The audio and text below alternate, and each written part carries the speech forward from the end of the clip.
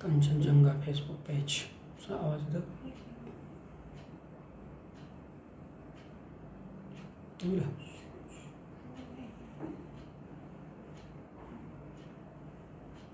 मदन कश्यप जी भी आ गए। धन्यवाद।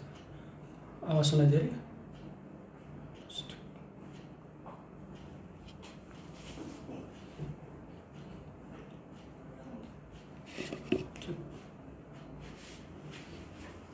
दिवाकर भीम, मदन जी नमस्ते, बी आकाश राव, नेहा।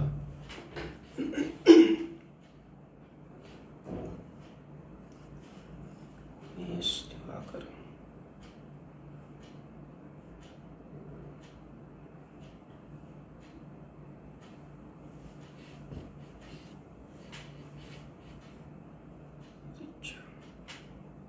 मदन जी नमस्ते।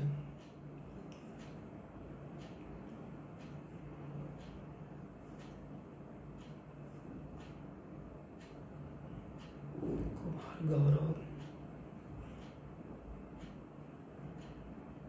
मजीद दिख रहे हैं, भीम भी दिख गए, शिवानी,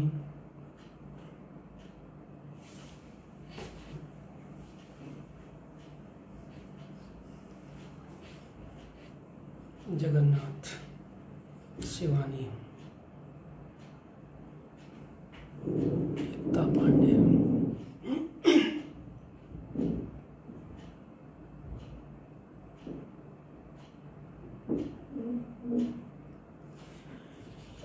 तो शुरू करते हैं। और आप सभी लोग जो यहाँ पर जुड़ गए हैं, सभी को मेरा नमस्कार। जैसा कि पूर्व घोषित यह आयोजन है, कल प्रेमचंद की जयंती है और उसी के निमित्त उनकी प्रेमचंद जयंती की पूर्व संध्या पर यह आयोजन कंचनजंगा फेसबुक पेज से लाइव हो रहा है। इसलिए सबसे पहले मैं कंचनजंगा फेसबुक पेज के संयोजक युवा कवि प्रदीप त्रिपाठी के प्रति अपना आभार व्यक्त करता हूं कि उन्होंने एक बार पुनः इस मंच से प्रेमचंद के बहाने मुझे कुछ कहने सुनने का अवसर दिया है। और प्रसंग भी बहुत ही मौजू है। और प्रेमचंद के बहाने महामारी में प्रेमचंद विषय पर मैं कुछ कहने की कोशिश करूँगा। इधर जैसा कि पता ही सबको है कि महामारी के दौर से हम सब गुजर रहे हैं और एक विकराल स्थिति है। तो ऐसे में कई बार स्मृतियाँ उद्दीप्त होती हैं, जो अपने पूर्वज हैं, जो अपने हीरोज़ हैं, जो अपने नायक हैं, उनकी तरफ बार बार जाने का मन करता है। और ये पिछले दिनों जब से लॉकडाउन हुआ, मेरा प्रयास ये रहा कि मैं धीरे धीरे करके जहाँ जहाँ एक आपद काल की स्थिति है, कह सकते हैं कि महामारी की या एक विकराल स्थितियाँ जिन लेखकों के पास हैं, उनको मैंने तलाशने की, उनको मैंने समझने की कोशिश की। खास करके कि 2020 के संदर्भ में जब हम लेखक जो कुछ सोच रहे हैं, लिख रहे हैं, तो इस संदर्भ से हमारे पूर्वजों ने क्या लिखा है, क्या देखा है, क्या समझा है। उसी क्रम में पिछली बार कुछ दिन पहले हमने तुलसी पर भी, महामारी में तुलसीदास पर एक वक्तव्य दिया था। तो उसी क्रम में आज मैं महामारी में प्रेमचंद पर कुछ बात कहना चाहता हूँ। इसमें दो बातें हैं, एक तो दृष्टि है, दूसरा सृष्टि है, जो विषय रखा गया है। तो दृष्टि का संदर्भ ये है कि प्रेमचंद की खुद जो साहित्यिक दृष्टि है, यानी साहित्य को किस नज़रिए से प्रेमचंद देखते हैं, और उस दृष्टि के निर्माण में प्रेमचंद के समय का, उनके समय की महामारी का, उनके समय के जो सामंतवादी और औपनिवेशिक गठबंधन थे, उन सब का क्या योगदान था उनके इस साहित्य की चेतना के निर्माण में, जिससे उन्होंने एक साहित्य की इतिहास दृष्टि अर्जित की थी, पाई थी। तो ये तो पक्ष ये होगा जिस पर मैं बात करना चाहूँगा। दूसरा पक्ष ये होगा कि महामारी को लेकर के खुद प्रेमचंद की सृष्टि क्या रही है, और मैंने यथासंभव कोशिश की है कि उनके उन अधिकतम हिस्से को मैं स्पर्श कर सकूं, जहाँ जहाँ प्लेग की महामारी का, हैज़ा की महामारी का, चेचक की महामारी का जिक्र है। और मुझे ये लगा पढ़ते हुए कि उस महामारी, जो कई उनकी पुस्तकें हैं, कई उनका लेखन है, सृजनात्मक उपन्यास हैं, कहानियाँ हैं, निबंध हैं, चिट्ठी पत्री में उनके पत्र हैं जो निगम साहब को संबोधित करके लिखे गए हैं। तो ऐसे बहुत सारे मुझे तथ्य मिले हैं, और जिससे लगा कि प्रेमचंद एक हमारे समय के बड़े रचनाकार इस रूप में थे कि उन्होंने अपने समय के, केवल वो लिखते नहीं थे, केवल लिखाड़ नहीं थे, बल्कि लगातार अपने समय की स्थितियों पर टिप्पणी करते थे, सोचते थे जो विकरालता थी। तो इस तरह से मैं अपनी बात को रखूँगा, यानी पहले दृष्टि पर मैं बात रखूँगा, प्रेमचंद की साहित्य दृष्टि क्या रही है और उस दृष्टि के निर्माण में क्या योगदान है, उनके समय की जो विपरीत स्थितियाँ थीं जिसमें कि महामारी का भी एक बड़ा योगदान है। दूसरा ये कि सृष्टि को लेकर के खास करके वो जो उनका उपन्यास है प्रेमाश्रम है, तो उसको क्यों पढ़ा जाना चाहिए और आज उसे क्यों याद किया जाना चाहिए प्लेग के संदर्भ से, तो उस पर मैं बात करूंगा। उसके साथ साथ कुछ उनकी कहानियां हैं, जैसे कि दूध का दाम उनकी कहानी है, ईदगाह उनकी कहानी है, और कुछ संदर्भ है मेरे पास जिनका मैं जिक्र करूंगा। ये मेरे व्याख्यान का जो लेआउट है, मैंने इसीलिए जो लोग अभी जुड़े हैं उनके सामने मैंने पहले ही प्रस्तुत कर दिया। मित्रों, ये जब इतनी बातें मैं ये सब पृष्ठभूमि बना रहा था, तो निश्चित रूप से मैं ये कहना चाहता था कि जो महामारी का दबाव है, 2020 की कोविड की महामारी है, इसने दो काम तो किया है जिसको मैं शुरू से कहता रहा हूँ कि एक तो इसने इतना दबाव बनाया है हम सब पर कि हम लोग अपने आसपास की स्थितियों को देखने लगे हैं, उसको सूक्ष्मता से उसका निरीक्षण करने लगे हैं या उसको ऑब्जर्व करने लगे हैं। और दूसरा ये है कि हम अपने स्मृतियों को टटोलते हुए हमारे जो हमारे जो प्रतीक हैं, जो हमारे सिंबल्स हैं, जो हमारे नायक रहे हैं हमारे हिंदी साहित्य के इतिहास में, उनकी तरफ हम रुख किए हैं ये जानने के लिए कि उन्होंने खुद अपने समय में इन विपरीत स्थितियों में कैसा साहित्य लिखा या किस तरह से उन्होंने चीज़ों को देखने की कोशिश की। इसी क्रम में हम कबीर, रविदास, तुलसी, भारतेंदु, निराला के पास जाते हैं और उनके समय की त्रासदी को समझने की कोशिश करते हैं, और यही कि इन सब रचनाकारों ने किस तरह से उसकी अपने साहित्य में चर्चा की है और किस तरह से उन्होंने अपना पाठ प्रस्तुत किया है। आप सब जानते हैं कि इनमें से बहुतों को लेकर के पाठ तो होते ही रहे हैं, खास के प्रेमचंद को लेकर के जब उनकी जयंती आती है तब तो उनके विविध पाठ होते ही हैं, कार्यक्रम बहुत होते हैं, आप सब जानते हैं, उससे जुड़े भी हैं।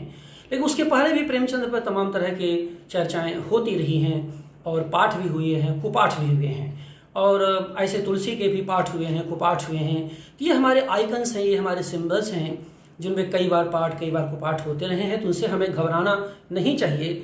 और इतना जरूर है कि जब कुपाठ के बीच में पाठ हम करें तो हम ये बताने की कोशिश करें कि अंततः हमारे लिए कोई भी जो हिंदी साहित्य का लेखक है, जो हमारा आइकन है, क्यों उसे बनना चाहिए और क्यों उसको याद किया जाना चाहिए। तो उन जो कुपाठ की स्थितियों में जिसमें कि तमाम तरह के कूड़ा कूद हिंदी जगत में व्याप्त है, तो उस कूड़ा कूद के संदर्भ में नहीं जाऊंगा, उस पर बहस करने के लिए बहुत दूसरे अवसर हैं। आज मैं प्रेमचंद के जो प्रमुख योगदान हैं और प्रेमचंद हम सब की निर्मित में प्रेमचंद की स्थापनाओं का क्या योगदान है, इस पर मैं ज़्यादा अपनी बातें फोकस करूंगा। तो इस संदर्भ में जो सबसे मूल्यवान घटना है वो ये मुझे लगी है कि पूरा हिंदी साहित्य एक बार पुनः लोकोन्मुखी हो गया है। जो बीच में जो भी क्रोनिक कैपिटलिज्म संबंधगत पूंजीवाद के कारण से जो हिंदी जगत, हिंदी साहित्य अपनी लोकोन्मुखता से कट चुका था, अपने लोक से कट चुका था, मुझे ऐसा लगता है कि पिछले दिनों, पिछले कुछ महीनों में हिंदी साहित्य का बहुलांश लोकोन्मुखी हुआ है। और इसमें जाहिर सी बात है कि जो तकनीकी है उसकी भी एक बड़ी भूमिका है, जो कि हमको हमारे साहित्य के आदर्श की तरफ मोड़ने के लिए प्रयत्नशील रही। यानी तकनीक ने हम सबको जोड़ा है, क्योंकि जाहिर सी बात है अगर ये फेसबुक का माध्यम न होता तो इस तरह की बहसें भी हम नहीं कर सकते। बीमारी अपनी जगह पर है, लेकिन आदर्श की, यथार्थ की, हमारे आइकन्स की, हमारे नायकों की बात भी तो तभी हो सकती है जब हमारे पास कोई प्लेटफॉर्म होता, ताकि हम कम्युनिकेट कर पाते। तो जो हम कम्युनिकेट आज आपसे कर रहे हैं उसके पीछे ये जो तकनीकी कौशल है, तकनीक ने ये कौशल दिया है तमाम खराब स्थितियों के बावजूद, तो उसने निश्चित रूप से हमारी बहुत बड़ी मदद की है। तो ये मुझे लगा कि जो लोकोन्मुखता है उससे एक फ़ायदा तो ये हुआ है कि जो महामारी के पहले जो आकाशोन्मुखी जो साहित्य लिखा जा रहा था, आकाशधर्मी साहित्य लिखा जा रहा था, उसकी तरफ साहित्य बढ़ रहा था। तो इसने, महामारी ने कम से कम एक काम तो किया है कि साहित्य को धरती पर उतारने की कोशिश की है।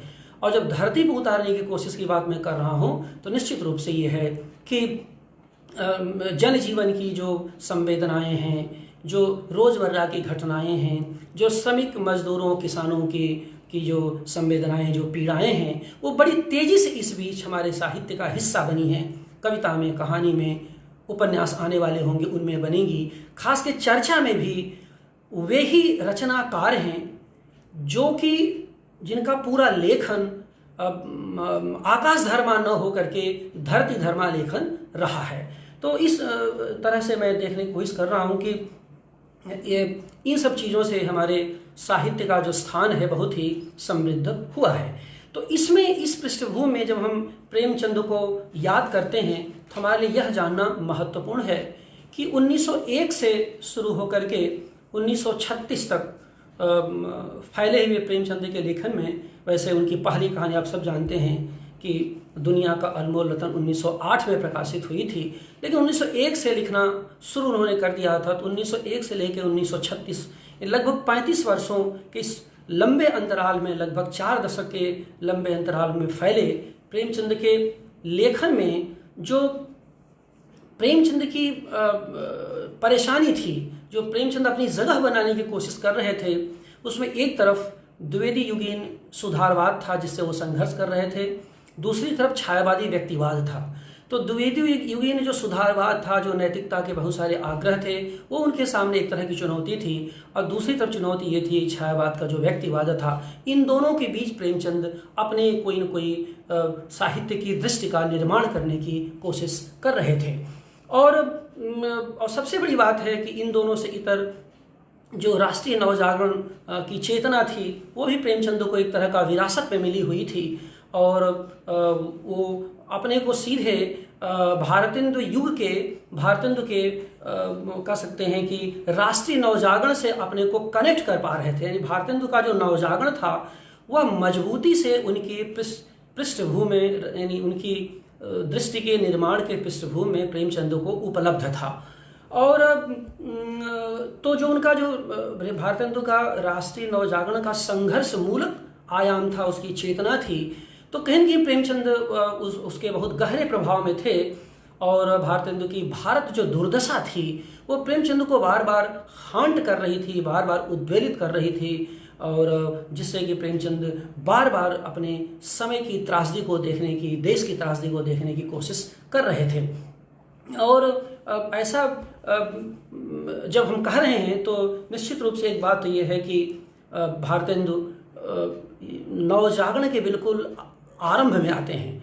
तो जैसे भारतेंदु नवजागरण के आरंभ में आते हैं, उनका महत्व है, प्रेमचंद नवजागरण के बिल्कुल कहते हैं कि जब वो अपने उठान पर होता है, जब अपने उत्कर्ष होता है, तो उस समय दिखाई देते हैं। अर्थात भारतेंदु हरिश्चंद्र हिंदी नवजागरण के बिल्कुल जो आरंभ में दिखाई देते हैं, वही प्रेमचंद हिंदी नवजागरण के जो उत्कर्ष काल है उससे अपने को जोड़ने की कोशिश करते हैं। और यही इस नाते मैं बता रहा हूँ कि खुद प्रेमचंद अपने विरासत को लेकर के, अपने वर्तमान को लेकर के कितना सचेत हैं। और ऐसा नहीं है कि मैं केवल भारतेंदु का नाम लेकर के कोई बहुत प्रेमचंद की परंपरा को खोज रहा हूँ। मैंने पहले कहा कि मैं परंपरा को खोजने में विश्वास नहीं करता, परंपरा को अर्जित करना पड़ता है। मैं उन लोगों में हूँ जो परंपरा को अर्जित करने में विश्वास करता है। स्वयं प्रेमचंद ने, कम लोग जानते होंगे, प्रेमचंद ने भारतेंदु पर एक पूरा निबंध ही, लंबा निबंध लिखा है जो 1913 में है, और जिसमें वो साफ साफ कहते हैं कि उनके जैसा समर्थ, उन्नत और उमंग से भरपूर लेखक का उत्तराधिकारी मिलना कठिन है।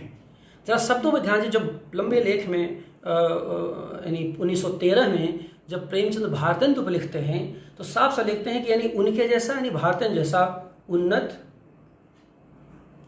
समर्थ और उमंग से भरपूर लेखक का उत्तराधिकारी मिलना कठिन है।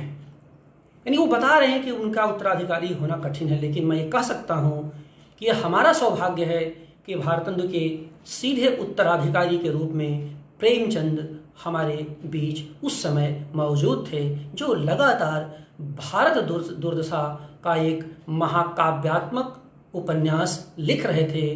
बहुत बड़ी बड़ी चेतना संपन्न कहानियां लिखने की वो कोशिश कर रहे थे। तो ये रही। अब इसके बाद आप देखिए कि जब यह चीज़ें आती हैं तो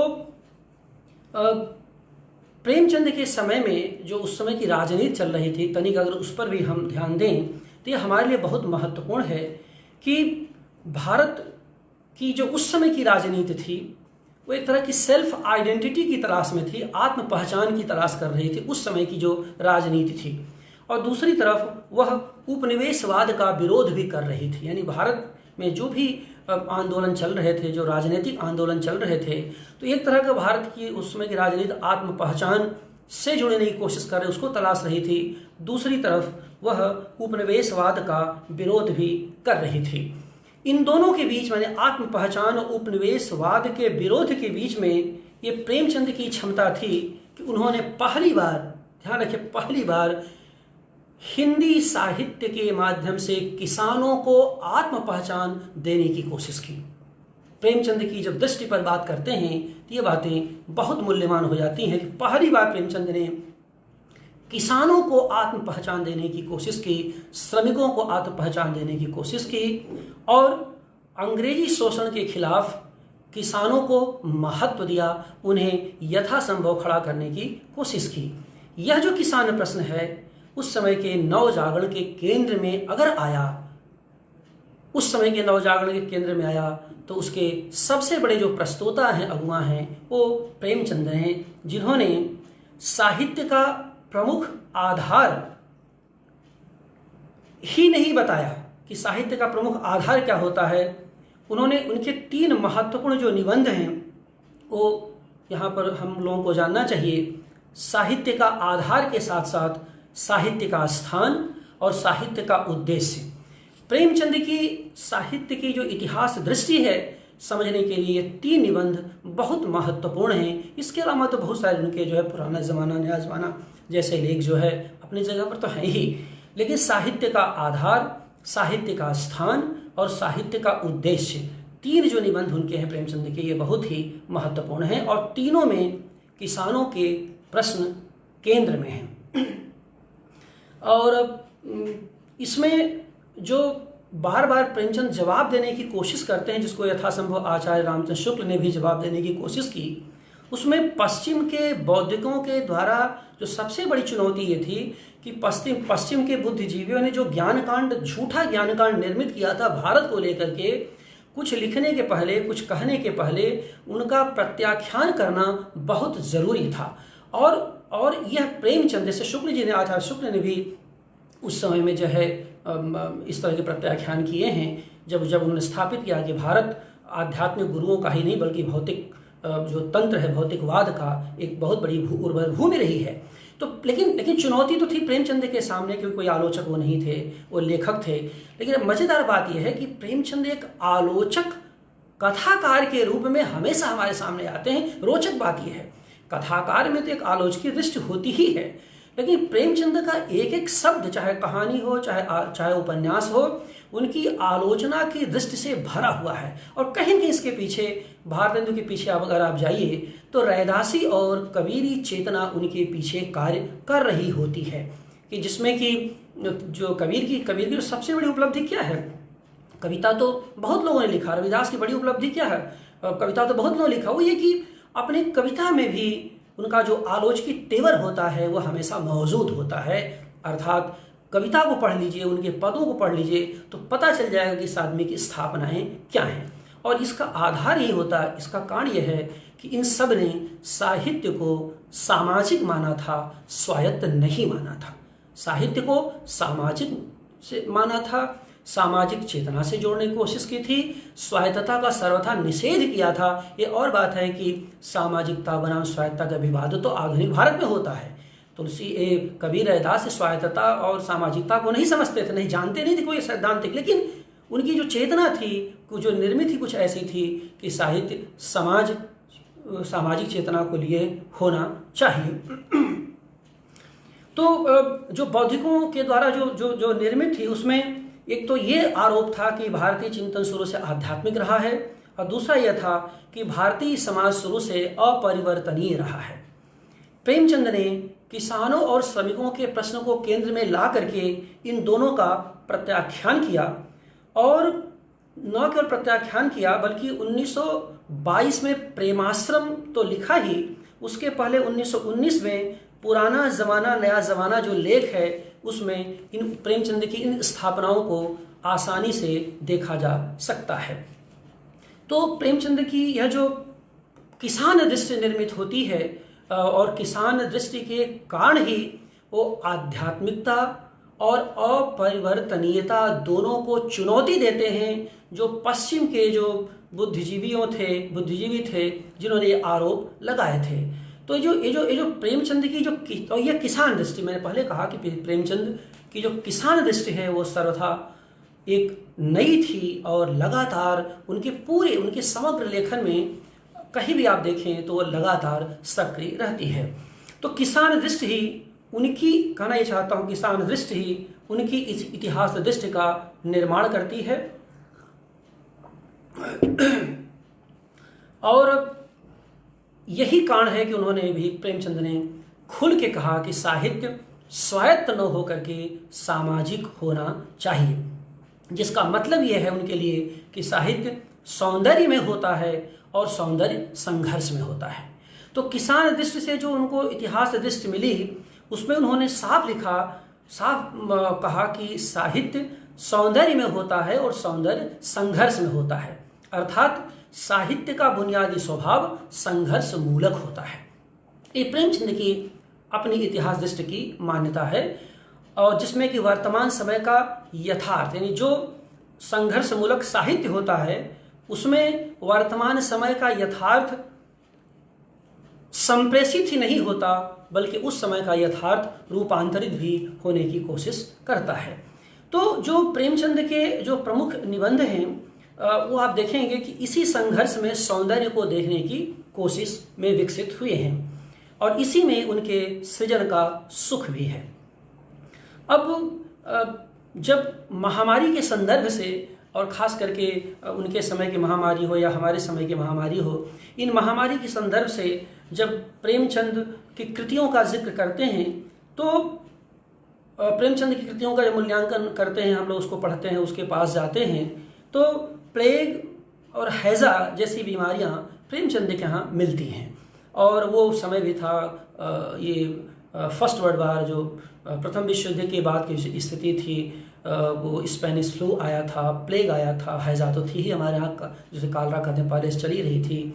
1896 में प्लेग यहाँ पर मौजूद था, जो बॉम्बे पश्चिम भारत में था। तो ये सब पृष्ठभूमि में प्रेमचंद के कहीं न कहीं चीज़ें थीं, और मैं ये देख करके चकित रहता हूँ कि प्रेमचंद आधुनिक समय में इतने बड़े रचनाकार, और उनकी इस बड़ी रचनात्मकता के पीछे एक बड़ा तत्व यह है कि प्रेमचंद अपने समय की जो महामारी है उससे इतने गहरे संलग्न हैं, इतने उसकी विकराल स्थितियों से इतने संवेदनशील होते हैं कि उनकी रचना में जहाँ है पूरी रचना की रचना उसी में उतरती चली जाती है, जिसकी तरफ अभी तक हम लोगों ने खुद इसके पहले ध्यान नहीं दिया।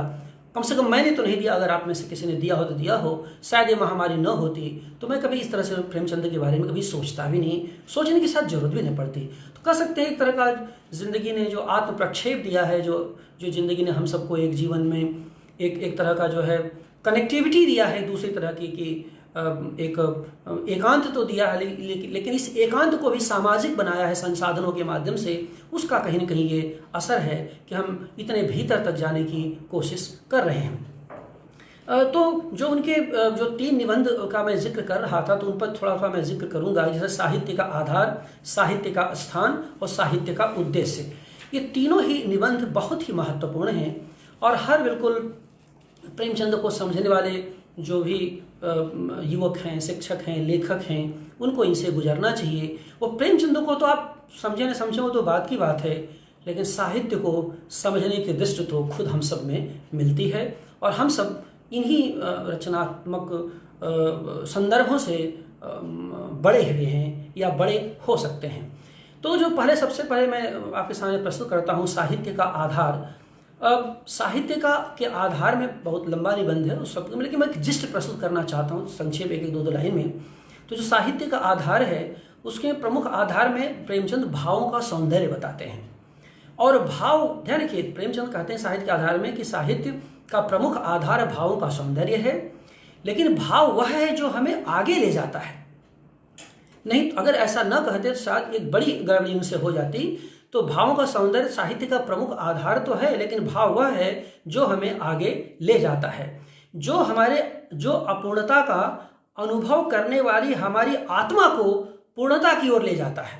यानी हमारी आत्मा जिस अपूर्णता का अनुभव करती है उसको पूर्णता प्रदान करने की कोशिश करता है, जहां जीवन का सच्चा आनंद है। और इसे ही प्रेमचंद ने बाह्य प्रकृति से मेल करवाने की प्रक्रिया माना है। तो आप देखें कि साहित्य के आधार में भावों के सौंदर्य को बाह्य प्रकृति से मेल करवाने तक वो विस्तार देने की कोशिश करते हैं। दूसरा जो निबंध में है वो साहित्य का स्थान है। तो साहित्य का जो स्थान में जिक्र करते हैं, लिखते हैं कि साहित्य का संबंध मुख्यतः उपयोगिता से नहीं होता, मुख्यतः वो आनंद से होता है। और वह आनंद, साहित्य में आनंद क्या करता है? आनंद हमारी सद्वृत्तियों को जगाता है और जिससे निर्माण होता है, ध्वंस नहीं। और ये बात बहुत महत्वपूर्ण है साहित्य के स्थान नामक निबंध में, कि वो ये कहते हैं कि साहित्यकार मूलतः निर्माता होता है, ध्वंसकार नहीं होता। यानी विध्वंस करके कोई भी रचनाकार बड़ा नहीं बन सकता। और जब मैं कूड़ा कूद कहता हूं, शुरू में मैं कूड़ा कूद कहा था, तो ये मैं यहाँ बताना चाहता हूं कि किसी भी नायक पर अनर्गल और अशिष्ट प्रहार करने मात्र से कोई भी प्रहारक प्रासंगिक नहीं हो सकता। क्यों? क्योंकि वह निर्माता की भूमिका से सदा के लिए अपने को वंचित कर देगा। और एक उदाहरण दिया है प्रेमचंद ने जो सीखने लायक है। कहते मकान बनाने वाला ही इंजीनियर कहलाता है, गिराने वाला नहीं। जो मकान बनाता है वही निर्माता होता है, वही इंजीनियर कहलाता है। जो मकान गिराता है वह इंजीनियर नहीं कहलाता। तीसरा जो निबंध है उनका साहित्य का उद्देश्य है, जो उनकी इतिहास दृष्टि के निर्माण में बड़ी भूमिका निभाता है, वो ये है कि उसकी स्थापना ये है, साहित्य उद्देश्य आप सब जानते हैं कि ये 36 में जो प्रगतिशील लेखक संघ का सम्मेलन हुआ था लखनऊ में, तो उसकी सदारत करते हुए जो उन्होंने अध्यक्षीय भाषण दिया था, उसमें बहुत सारी बातें हैं। तो उसमें सोए हुए देवत्व को जगाने की बात करते हैं। और जब सोए हुए देवत्व को जगाने की बात करते हैं तो क्या करते हैं? साहित्य कैसा होना चाहिए, उद्देश्य क्या है? उच्च चिंतन के साथ स्वाधीनता का भाव हो। तो प्रेमचंद के उच्च चिंतन हो, स्वाधीनता का भाव हो, सृजन की आत्मा हो और जीवन की सच्चाई का प्रकाश हो। अब आप देखिए कि सृजन की आत्मा के साथ साथ सच्चाई के प्रकाश की बात करते हैं, स्वाधीनता की बात करते हैं, उच्च चिंतन की बात करते हैं और सौंदर्य की नई दृष्टि की बात करते हैं। जब कहते हैं कि सौंदर्य का नया मेयार गढ़ना होगा, तो सौंदर्य की जो नई दृष्टि की बात करते हैं, ये साहित्य के उद्देश्य में, और ये बहुत प्रसिद्ध निबंध है, इसको बहुतों ने पढ़ा होगा। इसी में कहते हैं कि सुंदरता की कसौटी बदलनी होगी और अनगढ़ता में भी हमें सौंदर्य देखना होगा। जाहिर सी बात है कि यही कर्म का सौंदर्य है, यही कर्म का सौंदर्य है जिसका विकास निराला से होता हुआ आज तक हिंदी जगत के हर रचनाकार में विद्यमान है, जिनकी रचनात्मकता में एक अग्रगामी मूल्य है, जन पक्षधर चेतना है। तो ये जो ऊपर के जो तीनों निबंध हैं, अगर आप एक बार साफ साफ देखें, एक साथ देखें, तो निकलता क्या है? पहली बात, स्वाधीनता की भावना प्रेमचंद की इतिहास दृष्टि की प्रमुख आधार देती है, स्वाधीनता का चिंतन। दूसरा यह है कि जिसमें कि सत्य का आंतरिक प्रकाश होता है, यानी लेखन ऐसा हो जिसमें सत्य का आंतरिक प्रकाश हो और बाह्य प्रकृति से मेल खाता हो। आपसे मैं पहले भी कह चुका हूँ कि जो आपदा है, महामारी है, तो हमको अपने पुरखों के प्रति तो आकृष्ट करती ही है, अपने परिवेश के प्रति। जब परिवेश की बात मैं आगे जिक्र करूंगा प्रेमचंद कुछ कहानियों को लेकर के, कि जब परिवेश की बातें मैं करता हूँ, कैसे प्रकृति सत्ता के साथ, पशु पक्षियों के साथ, नदियों के साथ, तमाम तरह की गतिविधियों से हम जुड़ने की कोशिश करते हैं। तो ये जो साहित्य में जो तत्व आते हैं कि स्वाधीन चिंतन, सत्य का आंतरिक प्रकाश और बाह्य प्रकृति से के सहमेल, ये तीनों तत्व मिलकर के साहित्य में गति, संघर्ष और बेचैनी को उत्पन्न करते हैं, जिससे जो साहित्य हमारा होता है वह राजनीति के आगे आगे चलता है। और इसी को ऐसा ही साहित्यकार समाज को से जो पाता है, ऐसा ही लेखक जो समाज से पाता है, उससे अधिक समाज को वापस कर देता है। तो प्रेमचंद ने एक जगह लिखा भी है कि आप जितना समाज से लेते हैं उसको हर लेखक को दूनी ताकत से वापस करने की कोशिश करनी चाहिए। तो ये जो साहित्य की स्वायत्तता की जो अवधारणा बाद में आई, यह असल में प्रेमचंद के इन बातों को या तो नज़रअंदाज करने के लिए आई, या एक आंदोलन का जो दौर था नई कविता के दौर में, जिसमें इस तरह की बहसें शुरू हुई, लेकिन प्रेमचंद को स्वायत्तता बनाम सामाजिकता या व्यापकता बनाम गहराई का विवाद में ला करके हम लोग प्रेमचंद को खारिज कर नहीं सकते, क्योंकि प्रेमचंद की जड़ें बहुत गहरी हैं अपने लोक में, अपने समाज में, और वो खास करके लोक पीड़ा के बहुत बड़े रचनाकार हैं। प्रेमचंद को मैं पढ़ते हुए हमेशा लगता है कि लोक पीड़ा के इतना बड़ा रचनाकार शायद और कोई है नहीं आधुनिक जगत में, आधुनिक साहित्य में। और ये जो लोक पीड़ा है, इसका शुरुआत असल में वाल्मीकि के क्रौंच पक्षी की पीड़ा से होती है, जिसका मैं आगे संदर्भ दूंगा कि कहीं न कहीं वो जो क्रौंच पक्षी की पीड़ा है, वह जो करुणा का जो उनका आयतन है वो बहुत विशाल है, बहुत बड़ा है। अब करुणा के विशाल आयतन के भीतर ही लोक तुलसी की जो लोक धर्म विकसित होता है, जो लोक रक्षा का भाव विकसित होता है, प्रेमचंद ने उसे लोक पीड़ा से जोड़ दिया। तो लोक पीड़ा की, यानी 20वीं सदी में लोक पीड़ा का इतना बड़ा रचनाकार शायद कोई, मेरी जानकारी में कोई दूसरा तो नहीं है। तो मैं ये कहना चाहता हूँ कि इनको पढ़ते हुए कि प्रेमचंद इतने बड़े रचनाकार होने के बावजूद बहुत ही कृतज्ञ लेखक हैं। जिस समाज से पाते हैं उसे बहुत वापस कर देते हैं। ये शिवरानी देवी ने प्रेमचंद घर में लिखा है, मदन गोपाल ने कलम का मजदूर लिखा है, अमृत राय ने कलम का सिपाही लिखा है। ये सब सारे दस्तावेज आज उपलब्ध हैं, कहीं जाने की जरूरत नहीं है। उसको पढ़ते हुए लगता है कि कितनी गहरी कृतज्ञता बोध की, क्योंकि मैं हमेशा कहता हूँ, देखिए, अगर किसी भी रचनाकार में, चाहे नया हो, चाहे पुराना हो, चाहे बहुत वरिष्ठ हो, बूढ़ा हो, अगर स्वीकार्यता की भावना नहीं हुई तो यकीन मानिए कि वो बहुत दूर तक चल नहीं सकता। अब स्वीकार्यता की भावना का मतलब यही नहीं होता कि आप एक अच्छी चीज़ को स्वीकार कीजिए, एक अच्छी बात को स्वीकार कीजिए, बल्कि आप यह भी स्वीकार कीजिए कि आप जिस परिवेश में रह रहे हैं, जिससे आप पाने की कोशिश कर रहे हैं, कम से कम उसके प्रति कृतज्ञ तो रहिए, जिस भी परिवेश में रह रहे हैं। क्योंकि बहुत सारी क्रांतियां हुई हैं इतिहास में, बहुत सारी महामारियां आई हैं, लेकिन बड़ा रचनाकार इस स्वीकार्यता की चेतना को छोड़ करके कभी बड़ा हो नहीं पाया। और यही कारण है कि प्रेमचंद अपनी रचनात्मकता में महज उत्पादन नहीं करते, बल्कि उत्पादन की शक्तियों को सामर्थ्य देते हैं और खड़ा करते हैं।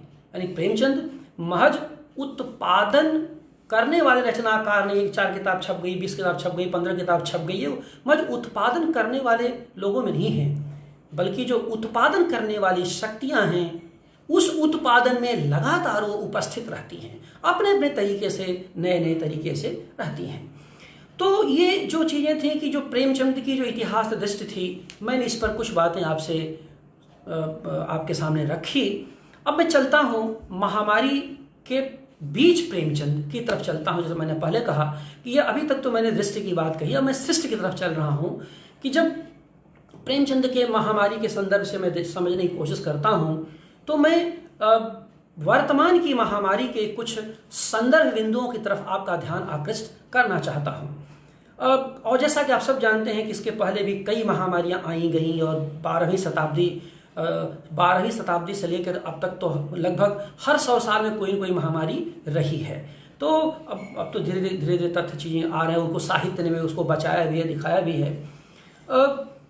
प्रेमचंद के समय में प्रथम विश्व युद्ध के बाद प्लेग हुआ, हैजा हुआ, स्पेनिश फ्लू आया, सब का प्रकोप था ही। आज तकनीक ने थोड़ा चरित्र, महामारियों का चरित्र बदल दिया है, लेकिन ये इन सब महामारियां जो इतिहास में भी आई, खासकर प्रेमचंद के ज़माने में आई, जो आज मेरे समय में जो मैं देख रहा हूँ, तो इन सभी महामारियों में एक बात तो है कि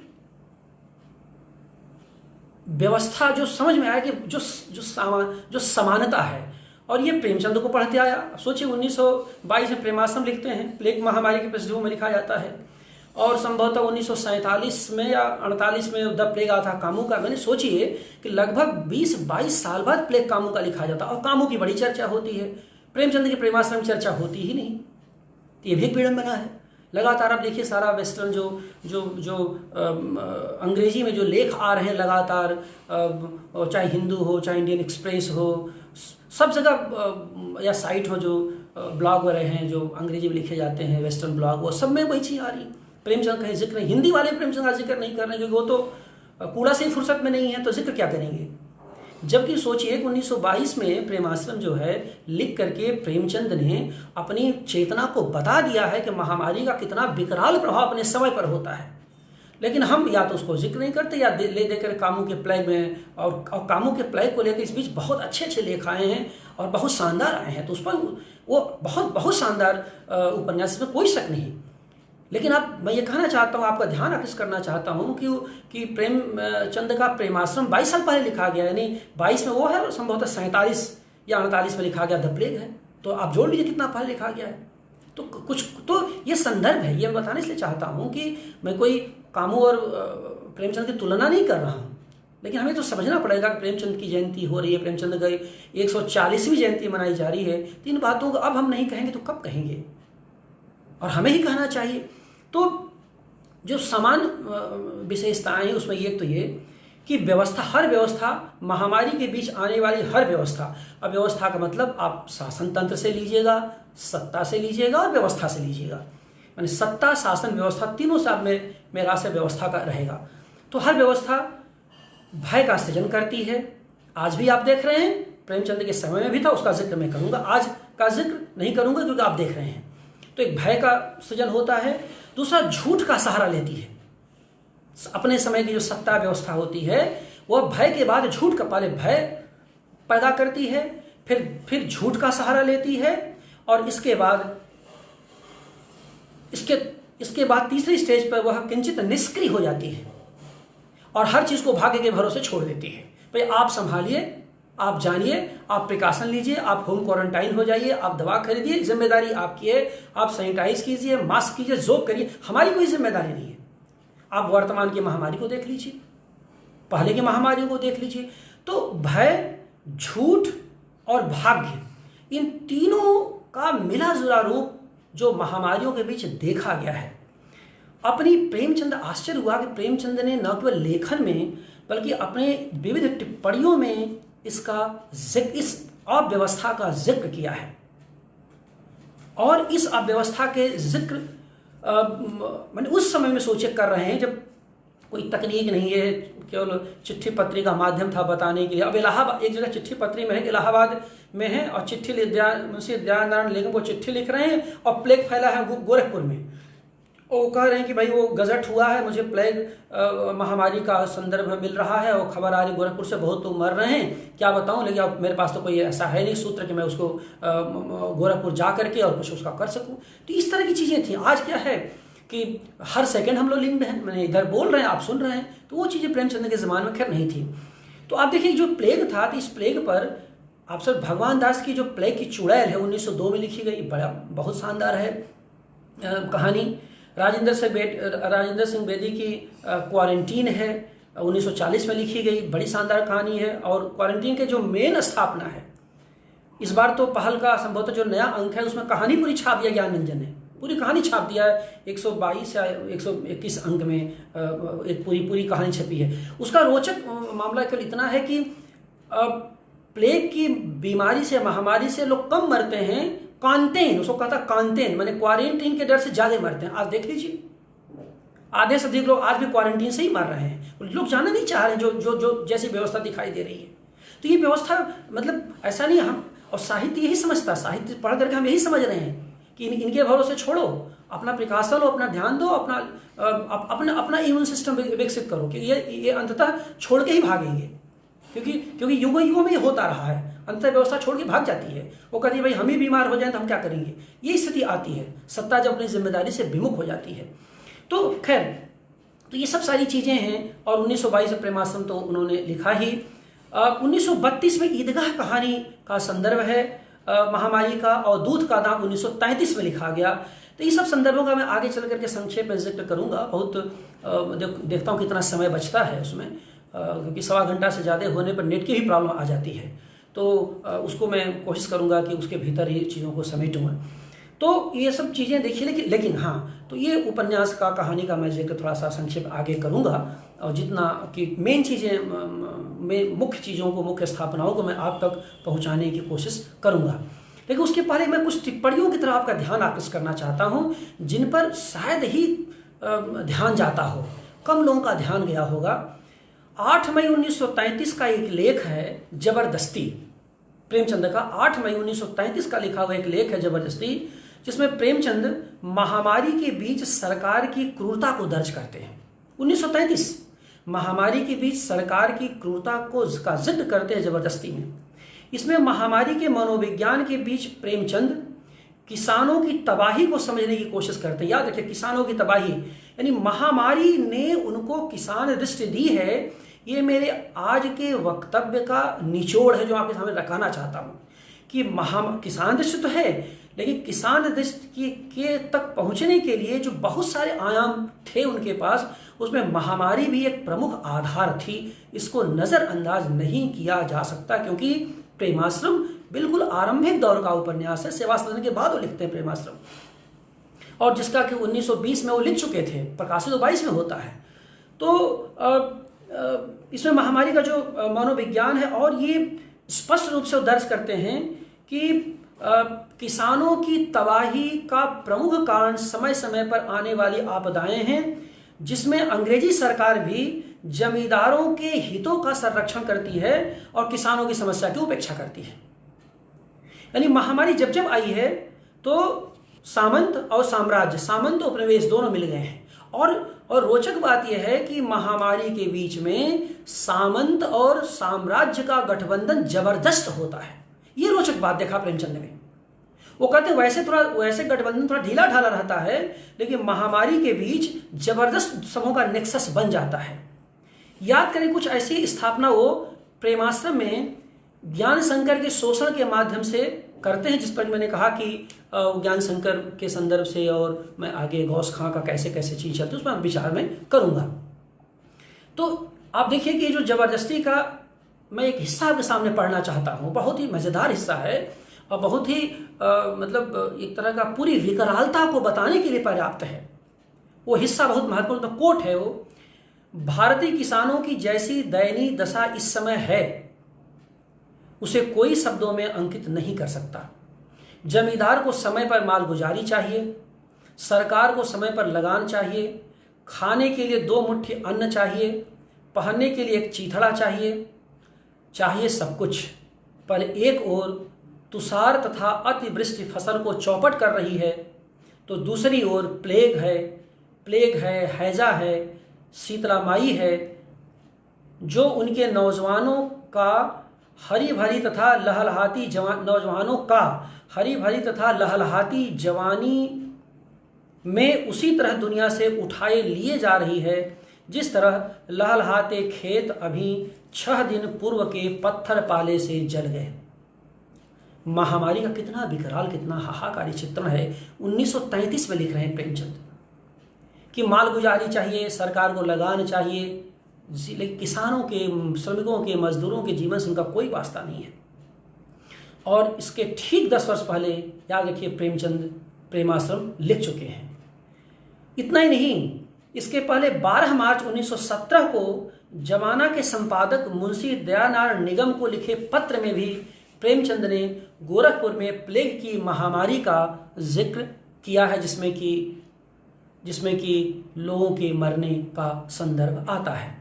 यह पत्र, जैसा मैंने पहले कहा कि इलाहाबाद से लिखा गया था और चिट्ठी पत्री में संकलित है। तो जो उपर्युक्त निबंध मैंने कहा जबरदस्ती निबंध का नाम है, उस जबरदस्ती निबंध से इतना तो पता चलता है कि प्रेमचंद न केवल महामारी से जुड़ी कथा व उपन्यास लिख रहे थे, प्रेमचंद न केवल महामारी से जुड़ी कथा और उपन्यास लिख रहे थे, बल्कि इसके मनोविज्ञान को भी ठीक ठीक समझने की कोशिश कर रहे थे, जहां व्यवस्था के लिए मृत्यु सिर्फ आंकड़ा है और जनहित के नाम पर उसे आत्मनिर्भर बनाने का नारा देना है। मृत्यु, याद रखिए, मृत्यु केवल आंकड़ा है और सरकार के लिए लोक मंगल के नाम पर, जनहित के नाम पर आत्मनिर्भर बनाने की कोशिश है। आपको याद होगा कि आत्मनिर्भर बना करके वर्तमान व्यवस्था कहां पहुंचा दी है और हमारे सामने क्या स्थिति है, जिस तरह से महामारी की केसेस आ रही हैं और जिस तरह से हम सब अब अपने अपने मोहल्ले में लगभग कैद हैं। तो ये जो प्रेमचंद ने महामारियों के बीच जनता के संत्रस्त जीवन को देखा, वह हिंदी साहित्य में बहुत दुर्लभ है और इन्हीं स्थितियों में उनका गरीब से करीब रिश्ता बनता है। यानी महामारी के बीच प्रेमचंद गरीब से करीब का रिश्ता स्थापित करने की कोशिश करते हैं, क्योंकि वो जानते थे कि उनके समय की महामारियां ज़्यादातर गरीबों और असहायों को त्रस्त करती हैं, चाहे चेचक हो, चाहे हैजा हो, चाहे प्लेग हो। आज की महामारी थोड़ा अलग है, जो सबको परेशान कर रही है और अमीर गरीब की खाई को पाट दिया है, लेकिन उसके पहले की महामारियां में अमीर लोग तो बच जाते थे, लेकिन गरीबों का सर्वनाश हो जाता था। तो ऐसा प्रेमचंद लिखना चाहते हैं, कहना चाहते हैं। तो इसमें आप देखेंगे कि ये जो महामारियों के बीच प्रेमचंद जो पहुंचते हैं गरीबों के बीच, जनता के बीच, जो यानी उनकी जो मनोविज्ञान को समझने की कोशिश करते हैं, वो प्रेमचंद के लेखन को बहुत दूर तक प्रभावित करता है और इसी के माध्यम से वे हर प्रकार की चालाकी और धूर्तता को करते हैं। उनके बहुत सारे निबंधों और कहानियों में इन चीज़ों को, इस मनोविज्ञान को लक्षित किया जा सकता है।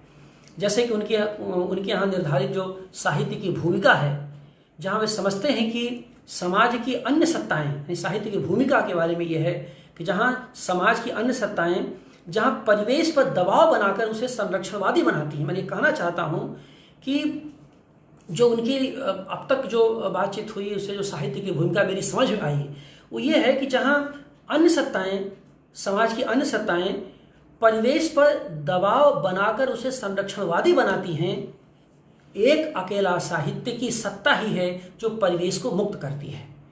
तो यानी साहित्य के समानांतर जो दूसरी अन्य सत्ताएं होती हैं, वो परिवेश पर दबाव बनाती हैं, चुप रहो, शांत रहो, हो जाएगा ये करके। लेकिन जो साहित्य है उसकी मुखरता ही है जो परिवेश को मुक्त करती है, जो अंतर विरोधों को उजागर करने का काम करती है। इस नाते प्रेमचंद साहित्य की जो मुक्ति धर्मी चेतना है उसके आधुनिक प्रस्तुता है।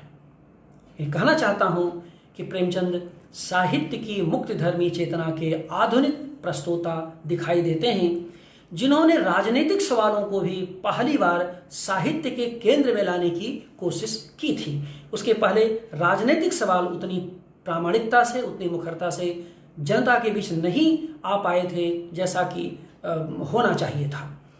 और आज जब हमारी स्मृति में वे आते हैं तो असल में उनका होना इन्हीं सवालों के साथ सामाजिक मुक्ति का होना है।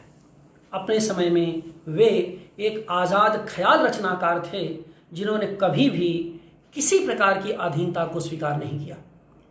तो प्रेमचंद का जो इतना कुछ वर्णन विवरण मैं दे रहा हूँ उसमें एक जो निष्कर्ष है कि वह एक तरह का आज़ाद ख्याल लेखक थे जिन्होंने कभी किसी प्रकार की अधीनता स्वीकार नहीं किया।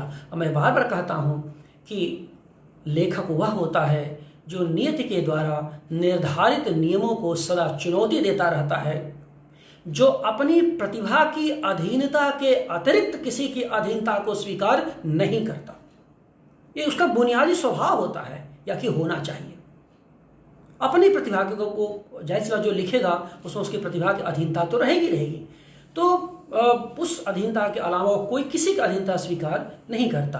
तो इस तरह से आप देखें कि जब प्रेमचंद की इस पृष्ठभूमि में जब आज की महामारी का जिक्र हम करते हैं तो कुछ बातें हैं आज की महामारी के संदर्भ में जिसको कि मैं आपके सामने रखना चाहता हूं ताकि हम चीज़ों को और स्पष्ट रूप में आज से प्रेमचंद को कनेक्ट करने की कोशिश कर सकें।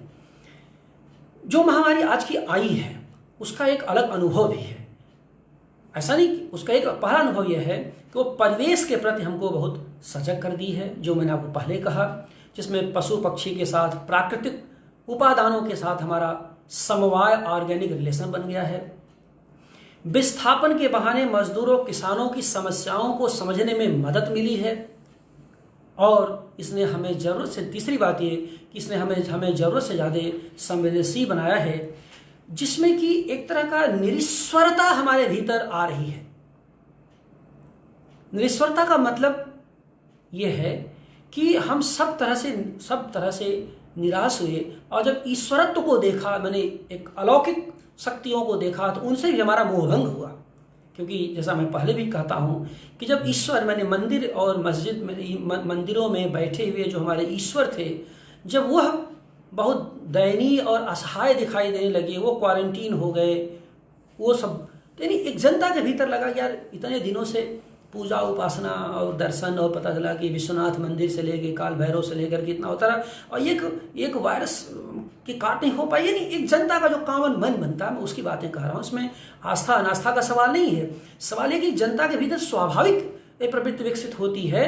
और मैं इसलिए ये बात कह रहा हूँ कि मैं आगे चल के बताऊंगा कि प्रेमचंद इसको जो हम आज 2020 में सोच रहे हैं, प्रेमचंद प्रेमाश्रम 1922 में सोच रहे थे। ऐसे मैं अमूर्तन में बात नहीं कर रहा हूँ, यानी प्रेमचंद के तथ्य हैं और टेक्स्ट हैं जिसमें प्रेमचंद इस तरह के संकेत 1922 में देते हैं कि जब अपने ही द्वारा स्थापित मूर्तियों को की उपासना करने से लोग मना कर देते हैं, हटाओ, जब सब हम ही को झेलना है तो फिर और झेल लेंगे, क्या करना है, भगवान अगर कुछ नहीं होता, ऐसी चीज़। तो ये जो महामारी की स्थितियों में ये सब चीज़ें आती हैं। और प्रेमचंद में जब मैं मतलब आज की स्थिति के हिसाब से प्रेमचंद में देखता हूँ, जैसा मैंने कहा कि सब सारी स्थितियाँ, बहुत सारी कमोबेश स्थितियाँ 19-20 में वहाँ पर दिखाई देती हैं और ये भी किसानों और मजदूरों की समस्याओं के संदर्भ से जारी। तो ये जो निरीश्वर होने की जो परंपरा कबीर रविदास से होती हुई प्रेमचंद तक आती है, असल में यह पूरी परंपरा पर अपने समय की महामारियों का दबाव रहा है। अपने समय की जो विभीषिका थी, जो सामाजिक कलुषता थी, जो कोलाहल था, उसका सीधा दबाव इनकी रचनाओं पर होता। प्रेमचंद चूँकि 20वीं सदी के बड़े रचनाकार हैं, इसलिए इन पर यह दबाव ज़्यादा रूप में हमारे यहाँ दिखाई देता है। और ऊपरी आधार पर जब देखिए तो जैसे प्रेमचंद के यहाँ जो पूस की रात का झबरा कुत्ता है, दूध की दाम की कहानी का कुत्ता टॉमी है, दो बैलों कथा का हीरा मोती है, जैसे कई पशु आते हैं जो मैंने कहा कि परिवेश के आसपास जिसको जो हमारा ध्यान आकृष्ट करते हैं, जिनमें कि उन पशुओं के साथ लगभग वैसा ही समवाय संबंध है जैसे हम किसी मनुष्य के साथ बोलते बतियाते हैं। तो ये सब मैं अब थोड़ा सा बढ़ रहा हूँ टेक्स्ट की तरफ जो है, और किसानों की जो समस्याओं को लेकर के जो प्रेमाश्रम का मैंने जिक्र किया और प्रेमाश्रम पर कुछ बातें मैं कहूँगा। 1922 में लिखा गया उपन्यास, प्रकाशित उपन्यास था। तो किसानों की समस्याओं को लेकर प्रेमाश्रम पहला व्यवस्थित उपन्यास है जिसमें लखनपुर गांव को केंद्र रखकर प्रेमचंद ने महामारी के संपूर्ण मनोविज्ञान को समझने की कोशिश की है। लखनपुर गांव है जिसके इर्द गिर्द सब कुछ घटित होता है, और उसके वहां केंद्र में रख करके महामारी की संपूर्ण मनोविज्ञान जितनी बातें मैंने ऊपर कही हैं वो सब प्रेमाश्रम में कहीं न कहीं पर दर्ज हैं।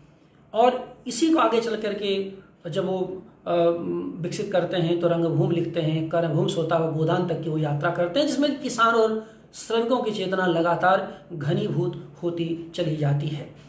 तो जो प्रेमाश्रम है उसमें किसानों की दयनीय हालत के बीच ईश्वरता को चुनौती देने वाली बातें साफ साफ वहाँ पर देखी जा सकती हैं। अब प्रेमाश्रम है, आप सबने पढ़ा होगा, बहुत सारी बातें हैं, बहुत सारी डिटेल्स हैं, उनमें मैं नहीं जाऊँगा, लेकिन जैसे मैंने कहा कि जो मेरी महामारी से जुड़ी स्थापनाएँ थी उन पर भी मैं थोड़ी बात करने की कोशिश करूँगा। अब महामारी जो है वो यहाँ पर प्लेग है और कहीं हैजा भी है के बीच जो लिखा गया यह पहला हिंदी का व्यवस्थित उपन्यास है, जिसमें बनारस के लखनपुर के गांव की कथा के माध्यम से प्रेमचंद ने साम्राज्यवाद और सामंतवाद का गठबंधन तो दिखाया ही है, साथ ही सामंती क्रूरता के कई चित्र दर्ज किए हैं। यानी साम्राज्य और सामंत का गठबंधन तो वहां पर दिखाई देता ही देता है, सामंतवादी क्रूरता के बहुत ही बड़े विकराल चित्र हैं, और वह चित्र रोंगटे खड़े करने वाले वो महामारी के बीच के हैं। सामंत तो क्रूर होता ही था, शोषण तो करता ही था, अगर शोषण ना करता तो वो ठाकुर का कुआं कहानी कैसे लिखी जाती, जोखुर गंगी का जो दर्द है कैसे बयान होता, सदगत में दुखी चमार का बयान कैसे दर्ज होता। तो सामंती क्रूरता तो थी उसमें उसमें महामारी के बीच में सामंती क्रूरता को देखना दिखलाना प्रेमचंद की अद्भुत अंतर्दृष्टि का परिचायक है, कहना मैं ये चाहता हूं। और पूरा उपन्यास आप सब जानते हैं कि किसानों के संघर्ष और उनकी पराजय के द्वंद्व से लड़ते हैं, हारते हैं, लड़ते हैं, हारते हैं। उसका उत्तरार्ध तो आदर्शमूलक है, जिसमें प्रेम शंकर एक प्रेमाश्रम बनाने की कोशिश करते हो, तो उस पर वो सब डिटेल्स का यहाँ अवसर नहीं है। लेकिन आज जब कोरोना की महामारी के बीच हम महामारी के मानस को देखने की कोशिश करते हैं तो दो स्थितियां बहुत साफ दिखाई देती हैं। पहला, बीमारी के बीच शोषण के तंत्र का बने रहना, जिसमें भय है, झूठ है, और फिर एक सरकारी तंत्र की उदासीनता है। कोई भी महामारी पहले भय का वातावरण बनाती है, जैसा मैं कह चुका हूं, फिर उसके आधार पर झूठ करती है, और फिर जनता की भलाई के नाम पर एक तरह के उदासीन हो जाती है। एक पक्ष तो ये होता है महामारी का। दूसरा ये है जो मैंने कहा कि एक तरह का निरीश्वरता की प्रवृत्ति में वृद्धि होती है, जिसमें कि अपने ही आराध्य के प्रति भरोसा टूटता है। और ये मैं जब कह रहा हूं तो इसको केवल ईश्वर के प्रति भरोसे की बातें मत लीजिएगा, वो तो है ही अपनी जगह पर। इसको ऐसे मैं समझता हूं, आराध्य के प्रति भरोसे का टूट जाना, और आराध्य के प्रति जब भरोसा टूटता है तो दुख बहुत बढ़ जाता है, क्योंकि विश्वास के टूटने से उपजा हुआ दुख होता है। और फिर यह चाहे आराध्य के प्रति हो चाहे ईश्वर के प्रति हो। तो अब जब प्रेमाश्रम को हम अध्ययन करते हैं, पढ़ते हैं, तो इन दोनों दृष्टियों से मुझे प्रेमचंद के महामारी के बीच का मानस समझने में बड़ी मदद मिलती है। लखनपुर गांव प्लेग की चपेट में है। जमींदार ज्ञान शंकर हैं जो बहुत विलासी हैं, लगान बढ़ाना चाहते हैं, जिसके लिए वो डिप्टी कलेक्टर ज्वाला सिंह के कोर्ट में मुकदमा भी दर्ज करते हैं। इधर पता चलता है कि प्लेग और हैजे की महामारी के बीच गांव के लोग त्रस्त हैं और इस पूरे शोषण को समझ रहे हैं। लगान बढ़ाने की रेट, लगान बढ़ाने की पहल महामारी के बीच ज्यादा तेजी से विकसित हुई। क्यों? क्योंकि जो ज्ञान शंकर है, जो सामंती शोषक है, वह इसे अवसर समझता है, इस आपदा को अवसर इस रूप में समझता है दुर्भाग्यपूर्ण स्थिति से, और अपने कारिंदा गौस खां को भेजकर तरह तरह से गांव वालों को डराता धमकाता है। गांव के लोग, आप जानते हैं प्लेग फैला हुआ गांव में, तो प्लेग में होता है कि बचने के लिए पूरा गांव खाली हो जाता है। बाद में गांव के बाहर जाके मड़ई झोपड़ी लगा के लोग रहते हैं, रात रात जगते हैं और परिवार के साथ, ताकि जो चूहे घर में मरते हैं तो उससे महामारी न फैले और बच जाए लोग। सारा गांव, लखनपुर का पूरा गांव बाहर टेंट में, जिसे कह सकते हैं कि झोपड़ी थी, झोपड़ी बना के कुछ छान छपक झोपड़ी में सब रह रहा है। और वहाँ पहुँच करके गौस खां जो ज्ञानशंकर कारिंदा है वो लोगों को डराता धमकाता है, और जब लगान को लेकर के उनकी शर्तों को मानने से इनकार करते हैं तो चुपचाप वह आग, मड़ई में आग लगा देता है। आग लगाने का दृश्य तो बड़ा भयानक है ही, उस पर मुझे कुछ कहना नहीं है। प्रेमचंद लेकिन इससे अतिरिक्त अलग कहना चाहते हैं। प्रेमचंद ने जो बात पकड़ी है वो मुझे बहुत ही हृदय विदारक लगती है कि जब आग लग जाएगी तो ये सारे के सारे लोग भाग करके अपने गांव में चले जाएंगे, कि कोई रास्ता तो है नहीं। और जब गांव में चले जाएंगे, अपने घरों में चले जाएंगे, तो वहां पहले चूहे मरे हुए हैं, तो उनके प्रभाव में ये महामारी के शिकार हो जाएंगे, पूरा गांव गांव स्वाहा हो जाता है। ये प्रेमचंद ने जो दृष्टि से पकड़ा है, ये मुझे बहुत अजीब, बड़ा हाहाकारी लगता है कि वो कितने समझदार थे, कितना आगे सोचते थे कि आग लगाने के पीछे केवल उनका नुकसान नहीं करना है, उनको मार डालना है। मैंने संपत्ति जो मरी जाए तो जाए, वो भाग के घर में चले जाएं, वो बीमारी से मर जाए। तो ये जो स्थिति रही है, और इसी में डपट सिंह का एक लड़का इसी कारण मर जाता है, जिसके प्रति सहानुभूति प्रकट करने के लिए जब ज्ञानशंकर के भाई प्रेमशंकर उसके पास जाते हैं तो वो जबरदस्त जो है टिप्पणी करता है, बहुत बहुत गुस्से में बोलता है, और वो वाक्य क्या है बहुत ही, जिसे कहते हैं कि एक तरह का मतलब क्रस्ट फॉलिंग जो कहते हैं, मैंने हृदय विदारक, वो बहुत बहुत हमारी चेतना को झकझोर देता है जब कहता है, क्या इजाफा वसूल करने आयो हो बाबूजी, क्या इजाफा वसूल करने आए हो बाबूजी, उसी से ले लो जो वहां धरती पर पड़ा है, वह आपकी कौड़ी कौड़ी चुका देगा। ध्यान दें, ये कैसी छीलती हुई भाषा है। प्रेमचंद जो लिख रहे हैं, बहुत ही छीलती हुई, छलनी करती हुई भाषा है, जो आपदा में अवसर को तलाश करने वाली सामंती विकृतियों का उत्खनन कर डालती है। ये मैं कहना चाहता हूं। इस सामंती विकृतियों का उत्खनन करने वाली भाषा अगर कहीं है उस समय में, तो केवल प्रेमचंद में है। प्रेमचंद को यहां से देखो, प्रेमचंद को यहां से देखना चाहिए। केवल जो है मतलब 10-12 कहानी को आधार बना करके और मूल्यांकन कर देंगे 300 कहानियों में, और कहेंगे बाकी सब बकवास है। तो ये कभी इन बिंदुओं किसने चर्चा की, या लोग चर्चा करते, जरा इसको भी देखिए कि इनमें क्या है। तो जो मैं कह रहा था कि तो मामला इतने पर नहीं उगता, उसके बाद भी जलाने के बाद और डपट सिंह का लड़का मर जाता है, बड़ा विकराल स्थिति है। गौस खां द्वारा तालाब का पानी बंद करवा दिया जाता है, और साथ ही चरावर की जमीन भी। इसी चरावर की जमीन को बंद करने के बाद मनोहर की पत्नी बिलासी से गौस खां का विवाद होता है, और मनोहर गौस खां की हत्या कर डालता है। तो ये जो पूरा की पूरा जो विकरालता है, चाहे वो 2 ही पृष्ठ में प्रेमाश्रम के फैली हो या 4 ही पृष्ठ में फैली हो, यह वह सार तत्व है जो प्रेमचंद का महामारी के बीच में मानस को बताता है कि ये रचनाकार कैसे अपने समय को देख रहा है, उसकी नजर कहां पर है, उसकी दृष्टि कहां पर है। इसी प्रकार देखिए, इसी उपन्यास में दूसरा संदर्भ आता है कि महामारी के आपदा से जूझते हुए व्यक्ति जब मानव निर्मित महामारी से जूझना पड़ा, तब वह कैसे ईश्वर से विमुख हो गया। कथा में दुखहरण भगत एक ऐसी ही मनोवृत्ति के शिकार हैं। दुखहरण भगत वे धार्मिक हैं, लेकिन टेनिस कोर्ट के लिए पहले घास छीलने फिर लीपने को लेकर जिस तरह से उन पर हाकिमों द्वारा हमला किया जाता है, वो उसे टूट जाते, बिखर जाते हैं, और अपना गुस्सा वो शालिग्राम पर निकालते हैं।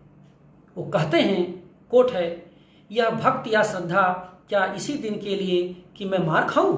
गुस्सा देखिए कहां निकल रही है, देखिए, मैं मार खाऊं। एक तो महामारी की चपेट, ऊपर से सामंत के द्वारा दिया गया यह अपमान।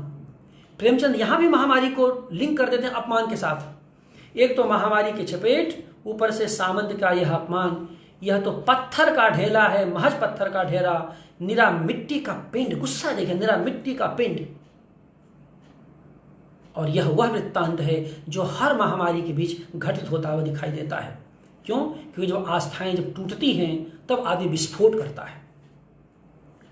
महामारी के बीच के इस लोकमानस को प्रेमचंद ने जितनी खूबसूरती से पकड़ा है, वह हमारे लिए बहुत ही महत्वपूर्ण है। और यह जो मैंने कहा कि यह सब चीज़ें तब लिखी गई थी जब कामू का प्लेग नहीं लिखा गया था। तो ये सब सारी इसी तरह से आप देखेंगे कि उनकी जो कहानी ईदगाह है, तो ईदगाह कहानी 1933 में लिखी गई कहानी ईद है, और जिसमें कि हामिद है, हामिद का चिमटा है और उसकी बूढ़ी दादी है। बहुत प्रसिद्ध कहानी है। इसमें प्रकृति का बहुत ही खूबसूरत दृश्य वो रचते हैं, प्रकृति के वातावरण का दृश्य रचते हैं। शुरू में ही हामिद के बाप को हैजे से मरते दिखलाते हैं। शुरू कहानी बिल्कुल शुरू होती है हैजे से, उनका पिता। और ये अगर हामिद के पिता और माँ, और धीरे धीरे माँ भी उसके चपेट में आ जाती है हैजे की, कॉलरा की, वो महामारी थी। तो अगर अब इसमें देखिए कि ये बात बहुत ही महत्वपूर्ण है समझने के लिए कि अगर ये हैजे का संदर्भ न आता और हामिद के पिता माँ न मरते तो शायद बूढ़ी अमीना पर वो दबाव न आता और कहानी की यह दिशा न होती। इस कहानी में बहुत व्याख्या हुई है, बहुत सारे लोग बोलते हैं, लिखते हैं, लेकिन मेरा ये मानना है कि इस कहानी में हामिद बचपन से सीधे जो है प्रौढ़ावस्था में छलांग लगा लेता है, उसका बचपना खत्म हो जाता है। मैंने शिशु से शैशव से सीधे प्रौढ़ता में छलांग लगा लेता है, उसका जो यूथ है, उसका जो युवापन खत्म हो जाता है। अच्छी कहानी के बावजूद ये क्यों होता है? किसने खत्म किया इसको? व्यवस्था ने खत्म किया, महामारी ने खत्म किया, जिसकी वजह से उसके माँ बाप असमय चले गए और वह लगा नहीं जानता। 5 साल का हामिद है और वो हामिद नहीं जानता कि माँ बाप चले गुजर चुके हैं। वो कहता वो आएंगे तो ढेर सारी मिठाइयाँ खिलौना लेकर के आएंगे। तो कहानी का जो क्रक्स है, जो केंद्र है, कि सीधे अच्छा है तो सब कुछ है कि भाई दादी को चिमटा मिल जाता है और वो बहुत झुझलाती है, बहुत उसको गले लगा लेती है और कहती हमारी दादी तुम्हारा रोटियां सेकते समय तुम्हारा हाथ जल जाता था। तो मैंने सोचा चिमटा ले लेते हैं, और उसमें जो पात्र हैं, मोहसिन है, महमूद है, नूरे है, सब उसके चिमटे का मजाक उड़ाते हैं। वो एक जैसे मोहसिन है वो भिस्ती लेता है मेले में, वो ईदगाह के मेले में, महमूद सिपाही लेता है, नूरे वकील लेता है, तो ये सब, और वो क्या करता है, वो चिमटा लेता है। लेकिन मुझे इस कहानी का जो क्रक्स लगता है, ये लगता है जो छलांग लगाया तो वो कहीं ना कहीं ये महामारी का मनोविज्ञान है कि उसके सामने कोई विकल्प नहीं है। क्या करता वो जब से ज़्यादा संवेदनशील हो गया। उस उम्र का बच्चा इतना संवेदनशील होता नहीं, मैं ये कहना चाहता हूँ। वो कई बार बड़ा अविश्वसनीय सी कहानी लगती है, लेकिन प्रेमचंद की दृष्टि ने उसको विश्वसनीयता प्रदान की है और एक ऐसा छलांग, और उसके पीछे एक बहुत गहराता हुआ दर्द है कि माँ बाप से वंचित है और माँ बाप का इंतजार कर रहा है कि उसके पास पैसा नहीं है। जहाँ बहुत सारे बच्चे पैसा रुपया लेके ईदगाह जा रहे हैं, मेला जा रहे हैं और तरह तरह से खिलौने ले रहे हैं, वो नहीं, पैसा उसके पास होता चिमटा कभी नहीं लेता, वो खिलौना ही लेता, जलेबी खाता, मिठाई खाता। जो मेले में हम सब बचपन में तो नहीं मिलती, जैसे कि वो जो तेलहिया जलेबी का जिक्र पहले बचपन में, अब तो तेलहिया जलेबी मिलती ही नहीं। मैंने वो अद्भुत होती थी जब, वो तो वही जानता है जो तेलहिया जलेबी को देखा होगा मेले में, और वो मेले अब नहीं रहे, लेकिन मैंने उस मेले को देखा अपने बचपन में। तो सचमुच में थोड़े पैसे होते थे, घर से मिलते थे, और बड़ी मिठाई की दुकान पर जा कर के महंगी मिठाई तब भी हुआ करती, लेकिन वो जो तेल की छनी जलेबी होती थी उसका स्वाद एक अलग हुआ करता था। तो वो चीज़ें उस मेले पे, तो ये, लेकिन उसके पास संकट था। तो ये चीज़ें हैं कि जो संवेदनशील बनाने की जो चीज़ें हैं, इसको आप इस तरह से, तो इसके में इस कहानी में देखा कि जो चिमटे के माध्यम से उसकी पूरी कहानी सांकेतिकता से लदी हुई है। और जब वो बार बार कहता है कि भाई ये जो चिमटा है, देखिए वो लड़कों से बहस में एक जगह कहता है कि भाई तुम क्या बात करते हो, ये कभी बंदूक बन जाएगा चिमटा, कभी फकीरों का चिमटा बन जाएगा, कभी मजीरा बन जाएगा, कभी बहादुर बन जाएगा। ये गरीब की ताकत का संकेत करते हैं प्रेमचंद। और इतना ही नहीं, जब मोहसिन द्वारा यह कहने पे कि तुम्हारे चिमटे का मुंह रोज ही आग में झोंकरेगा, जलेगा, हामिद का यह जवाब प्रेमचंद के जीवटता का ठोस उदाहरण है। यह हामिद नहीं बोल रहा है, प्रेमचंद बोल रहे हैं। चिमटा ही नहीं, प्रेमचंद ही लगता है जैसे आग में कूद रहे हैं। आग में बहादुर ही कूदते हैं जनाब। आग में कूदना वह काम है जो रुस्तमे हिंद ही कर सकता है। ये रुस्तमे हिंद बनाने की जो शैली है, आग में वही कूद सकता है जनाब जो रुस्तमे हिंद होता है। तो हामिद यहाँ पर भारतीय गरीब परिवार का रूपक बन जाता है जब वह महमूद के वकील के लिए कहता है, मेरा चिमटा बावर्ची खाने में नहीं रहेगा वकील साहब, जब कुर्सी पर बैठेंगे तो वह उन्हें जमीन पर पटक देगा और उनका कानून उनके पेट में डाल देगा। गुस्सा डाल उनके पेट में। मैंने क्यों? क्योंकि यहाँ मित्रों ये जो वकीलों से ही बड़ी गुस्सा है प्रेमचंद को। क्यों? क्योंकि वो कानून को पेट में डालने वाला वाक्य असल में उन्हीं, वो खुद कहते हैं बड़ा बेतुका वाक्य है, लेकिन ये बेतुका वाक्य कैसे सर्जनात्मक हो जाता है। एक नया ये पेट में चिमटा घुसेड़ने का बेतुका वाक्य भी बहुत नयापन लिए हुए है, दिखाई देता है। याद रखिए कि वकील भी सामंतवाद के प्रमोशन में लगे होते हैं, तब भी लगे होते थे, आज भी लगे होते वकील साहब लोग। गोदान के तनख्वाह ऐसे ही हैं जो हैं तो वकील, लेकिन काम वो दलाली का करते हैं। गोदान के तनख्वाह, मिस्टर तनख्वाह। तो आप देखेंगे कि अंत में केवल यहाँ चिमटा ही बचता है। हैजे की महामारी की पृष्ठभूमि में कहानी आगे विकसित होती है। भिस्ती, सिपाही, वकील सब धड़ाम हो जाते हैं। प्रेमचंद का जो साधारण आदमी का औदात्य है वो सुरक्षित रहता है चिमटे के माध्यम से। तो महामारी की पृष्ठभूमि में विकसित यह कथा असल में श्रमिक और गरीब वर्ग के प्रति एक उदात्त आशय से भरी हुई है। तो ये जो पूरी कथा है एक श्रमिक और गरीब वर्ग के प्रति एक बहुत ही उदात्त आशय से भरी कथा है, जिसमें कि एक तरह का प्रेमचंद इसके सामने पूरा निर्णायक समर्पण करते हैं। इसी प्रकार एक कहानी उनकी दूध का दाम है। दूध का दाम आप सबने पढ़ा होगा। उसमें जो मतलब गूदड़ है, भूंगी है, और इसमें ये कहानी भी जो दूध का दाम है वो प्लेग की पृष्ठभूमि में रची हुई कहानी है, जिसमें कि गूदड़ प्लेग के चपेट में आ जाता है। और इस कहानी में महेश नाथ जमींदार हैं, जिनको 3 बेटियों के बाद एक बेटा होता है। सुरेश उसका नाम रखा गया है, और जिसे दूध पिलाती है उस मंगल की माँ जो गूदड़ की पत्नी है भूंगी, वो दूध पिलाती है, और उसी दूध से सुरेश बड़ा होता है। यानी भूंगी अपने बेटे मंगल को वो दूध नहीं पिला पाती और वह सुरेश को पिलाती है, जो चौधरी महेश नाथ जमींदार का बेटा है, और 3 बेटियों के बाद हुआ है। यहाँ से कथा शुरू होती है। और इसमें जो गूदड़ होता है वह यानी जो मंगल का बाप है गूदड़, भूंगी का पति, वो प्लेग का शिकार होकर के मर जाता है। आगे कहानी में ये भी आता है कि जो भूंगी होती है वो ही मर जाती है। भूंगी मर जाती है क्योंकि वो सांप काट लेता नाली साफ करते समय। अब आप देखिए कि कहानी में अभी है कि मंगल जो है गरीब परिवार का है और गूदड़ भूंगी। अगर गूदड़ जिंदा होता, महामारी की चपेट में न होता, तो कहानी कैसे विकसित होती? ये सोचने की बात है। कहानी की दिशा क्या होती? प्रेमचंद कैसे लिखते आगे?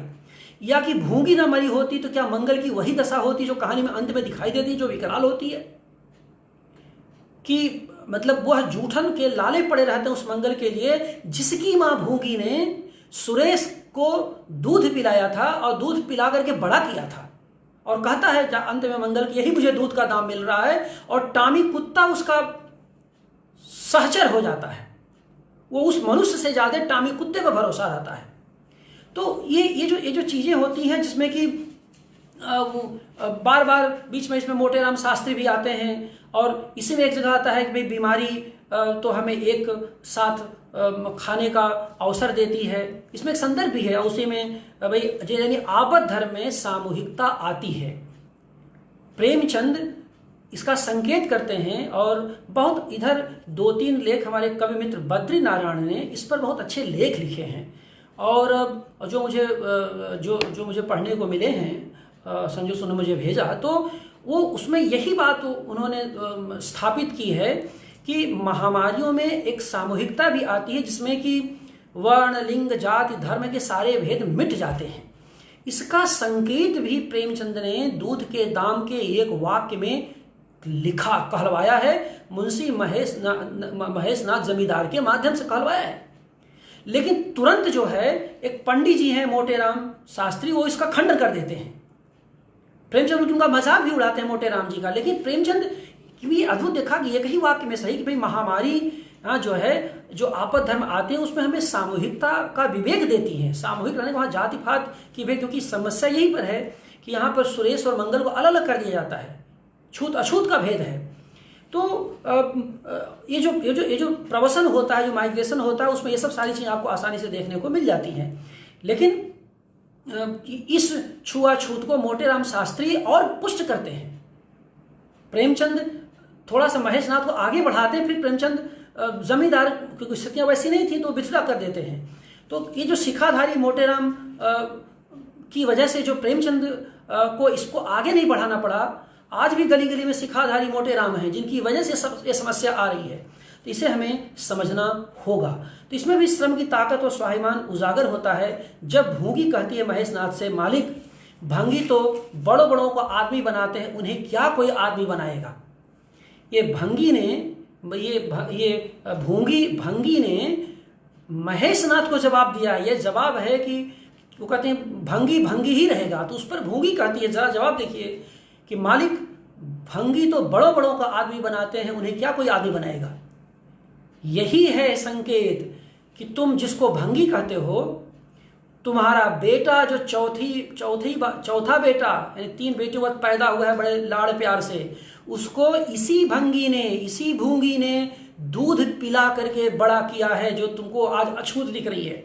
तुम्हारा बेटा मेरी छाती का दूध पी करके बड़ा हुआ है और आज मैं अछूत हो गई। ये प्रेमचंद की ताकत है मित्रों। वो संकेत भी करते हैं लेकिन स्थितियां जैसी बहुत आदर्श पर नहीं ले जाते, क्योंकि यह उनके उस यथार्थवादी दौर की 1933-34 की कहानी है। उस दौर की कहानी है जब प्रेमचंद को लगने लगा था कि चीज़ों इतनी आसानी से नहीं बदली। तो ये सब चीज़ें आपने देखा कि अंत में जो हालत होती है कि भूख से परेशान हो जाता है और वो जो भूगी मर जाती है तो मंगल की बड़ी दुर्अवस्था होती है और मंगल पर पहाड़ टूट पड़ता है। भूगी सांप काटने से मर जाती है, मंगल अनाथ हो जाता है, पिता से पहले से वंचित था, उसका एक कुत्ता टामी था और ये टामी यानी प्राकृतिक निजता के बोध से मैंने महेशनाथ से ज़्यादा वो टामी भरोसे का होता है, कुत्ता ही साथी होता है मंगल का। और यही हालत आगे चल कर आप देखेंगे कि पूस की रात में हल्गू के साथ झबरे कुत्ते का भी होता है, जब झबरा कुत्ता मनुष्य से ज़्यादा विश्वसनीय हो जाता है। तो आप देखेंगे कि भूख से बहुत नाराज़गी भी जाहिर करता है और अपमान से विद्रोह भी करता है, लेकिन मंगल अंततः टामी के साथ उस दरवाजे में पुनः पहुंच जाता है मुझसे महेशनाथ दरवाजे पर और जूठन खाने को विवश होता है। अंत में खुद मंगल कहता है कि मुझे दूध का यही दाम मिल रहा है और टामी कुत्ता दुम हिलाता है। मंगल कहता है कि दूध का दाम मुझे यही मिला है, लेकिन टामी कुत्ता चुपचाप उनका जो है पूछ हिलाता है। तो इस कहानी में है क्या? इस कहानी में जो आप बस 10 मिनट और समय है, 5-7 मिनट और समय लूँगा, मैं जल्दी निष्कर्ष दूंगा मैं। तो इस कहानी में जो आपदा में जाति भेद के मिटने की बातें दर्ज हैं, एक तो ये एक दलित का स्वाभिमान भी दर्ज है जहाँ मंगल सुरेश से कहता है कि वह घोड़ा नहीं बनेगा, पहले सुरेश घोड़ा बने। तीसरा यह है आदमी से ज़्यादा पशु भरोसे का साथी है। चौथा यह है भूख की पीड़ा दर्ज हुई है। करोड़ों लोग जब सड़कों पर भूख की पीड़ा से बिलबिला रहे थे और इस कोरोना काल में, तो आपने भूख और रोटी के व्याकरण को ठीक से समझा होगा, देखा होगा, जिस पर कई मार्मिक और अच्छी कविताएं भी लिखी जा चुकी हैं। तो आप देखें कि ये जो भूख की पीड़ा होती है, रोटी की दरकार होती है, हर प्रकार के स्वाभिमान को धूमिल कर देती है। मंगल टामी से कहता है पेट की आग ऐसी ही होती है, यह लात की मारी रोटियां भी न मिलती तो क्या होता, यह लात की मारी रोटियां भी न मिलती तो क्या होता। तो ये जो प्रेमचंद की महामारी का जो समाज शास्त्र रचते हैं, क्योंकि अनाथ है और महेशनाथ को दया नहीं आई, उस महेशनाथ को जिसको सुन करके हम लोग गुस्सा लगती है। तो मैं क्या कहा पहले, जैसे कहा कि प्रेमचंद की इन कहानियों में के माध्यम से यथार्थ संप्रेषित ही नहीं होता, यथार्थ रूपांतरित होता है।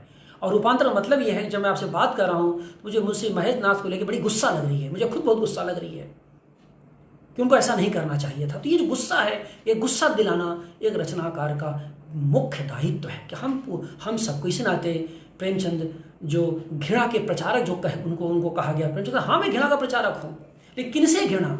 विकृतियों से घृणा का प्रचार करता हूँ मैं, इन तरह के प्रदूषित मानसिकता के लोगों के प्रति घृणा का प्रचार करता हूँ।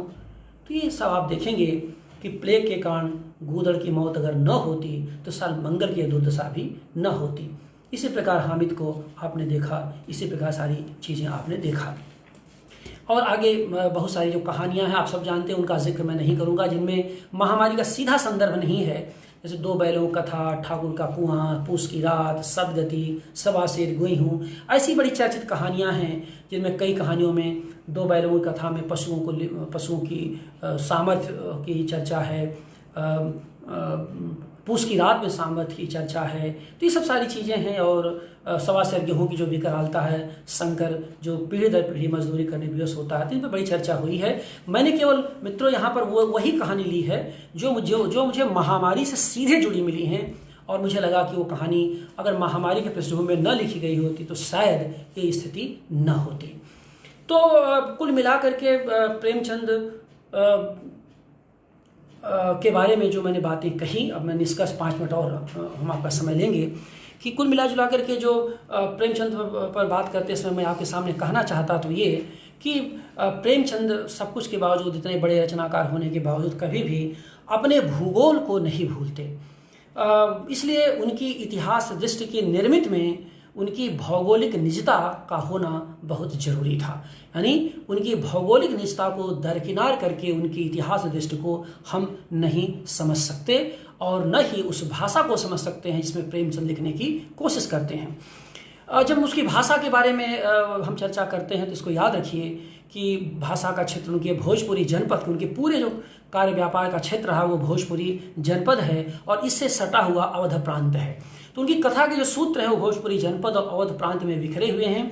भोजपुरी भाषा उनकी केंद्रीय भाषा के रूप में लम्हे थे, बनारस में थे, लंबे समय तक लम्हे में रहे, तो बनारस से बहुत गहराई से जुड़े रहे हैं। तो इसलिए भोजपुरी जनपद की जो जन है, भूमि है और उसकी सांस्कृतिक बनावट को उन्होंने बड़ी बारीकी से अपने उपन्यासों कहानियों में दर्ज किया है। आप ये भी जानते हैं, और हम लोग भोजपुरी भाषी हैं, भोजपुरी एक संस्था से जुड़े हुए हैं, तो हम जानते हैं, और तमाम आप भी सब पूरा पूर्वांचल भोजपुरी जनपद से जुड़ा हुआ है, तो आप जानते हैं कि उपनिवेशन की जो प्रक्रिया सब में जो शोषण हुआ उसमें सबसे ज़्यादा शोषण इस भोजपुरी जनपद का होता है, सबसे ज़्यादा होता है। और सामंतवाद से मिल करके किस तरह से उपनिवेशवाद ने लूटा है, उस लूट का प्रमाण भी ये पूर्वांचल का भोजपुरी जनपद रहा है।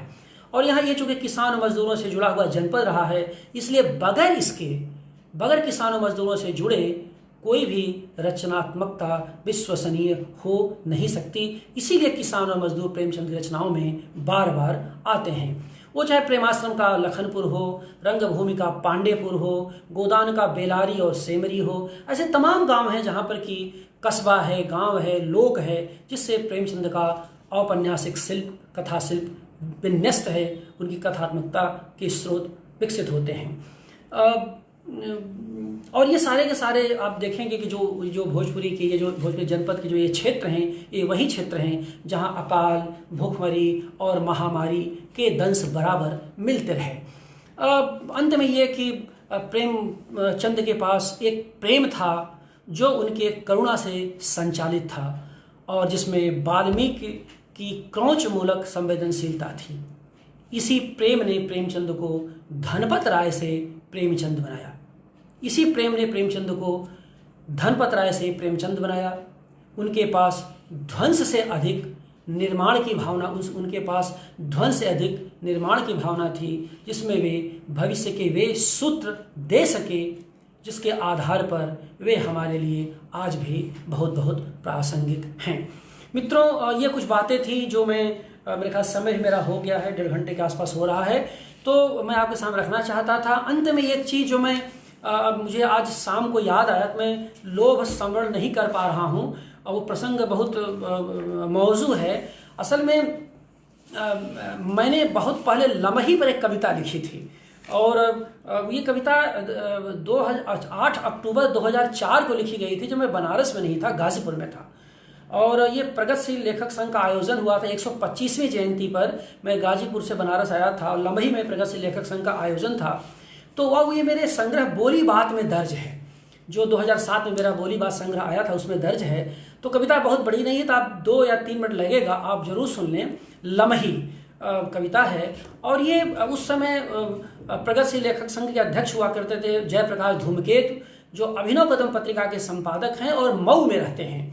तो जब मैं गाजीपुर में था तो मऊ से लेकर के बनारस और इलाहाबाद का पूरा क्षेत्र आना जाना लगा रहता था। तो मेरे बहुत ही आदरणीय मित्र हैं भाई जयप्रकाश धूमकेतु, अगर वो सुन रहे होंगे तो वो खुश होंगे कि 2004 की लिखी कविता मैंने 16 साल बाद ये मैं पाठ करने का मुझे अवसर आज मिल रहा है। इस कविता का पाठ मैंने कभी किया नहीं। तो लम्ही है, इसमें चरित्र आते हैं, हमारे बनारस के मित्र वाचस्पति दिखाई देंगे, इसमें और सारे चरित्र आते हैं, काशीनाथ जी जो हमारे आदरणीय कथाकार हैं वो आते हैं। तो इसमें हमारे मित्र जो गज़ल गो गीतकार हैं शिव कुमार पराग आते हैं। मैंने ये सब मित्र मंडली उस समय थे, उसी बीच में ये कविता लिखा था 2004 में, मैं पढ़ना चाहता हूँ और इसी के साथ अपनी बात में समाप्त करूँगा। लम्ही।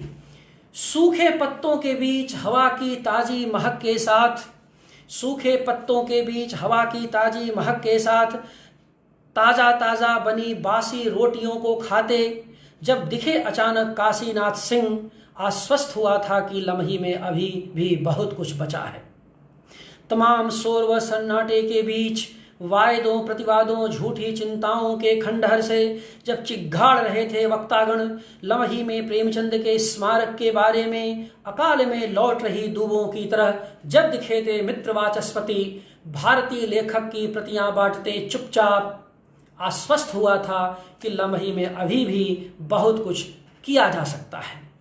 सड़क से लम्ही तक आने वाली पगडंडी पर, सड़क से लम्ही तक आने वाली पगडंडी पर नई नई बिछती ईंटों के बीच उड़ रही थी धूल।